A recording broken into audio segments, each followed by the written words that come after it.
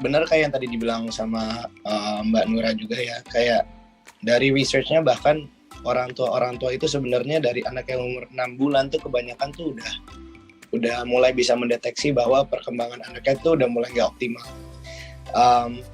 Paling banyak di saat anak umur 18 bulan itu biasanya disitulah orang tua mulai cari bantuan untuk mengerti penjelasan kenapa anaknya pertumbuhannya nggak optimal. Tapi kan di lingkungan kita biasanya lihat tiga tipe orang tua. Yang pertama orang tua yang mungkin memang ini anak pertamanya mungkin.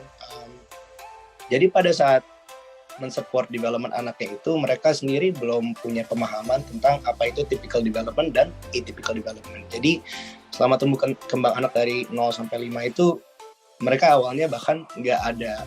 Kalau Manura kan mulai ada observasi, tapi ada orang tua yang juga nggak mengerti bahwa perkembangannya ini seharusnya diteliti lebih lanjut karena ada perkembangan yang nggak optimal. Ada juga tipe kedua dari orang tua adalah orang tua yang seperti Mbak Nura yang punya pemahaman bahwa di umur-umur tertentu mulai merasa kok anakku perkembangannya nggak optimal dan mulai melakukan observasi.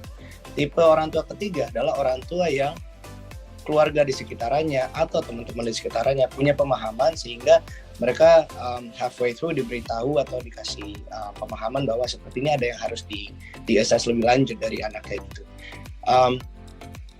Tapi biasanya kalau misalnya kita melewati itu kan sebagai orang tua, obviously kalau misalnya punya anak, kita punya harapan tersendiri ya tentang tumbuh kembang anak, dan kita juga punya pemahaman tentang kita sebagai orang tua itu peran kita di hidup anak itu seperti apa.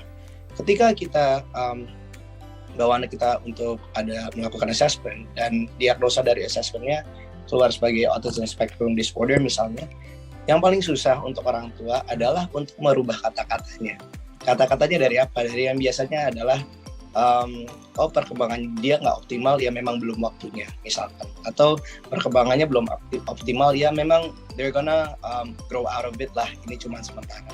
Tapi ketika kita harus menerima diagnosa itu, accepting the diagnosis itu sama dengan mulai merubah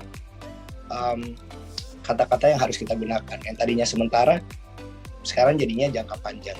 Yang tadinya kita merasa, oke, ini yang pertumbuhan yang saya lihat memang sekarang belum waktunya, tapi setelah menerima diagnosa tersebut, pandangannya sekarang adalah, oke, sekarang peran saya sebagai orang tua berubah completely.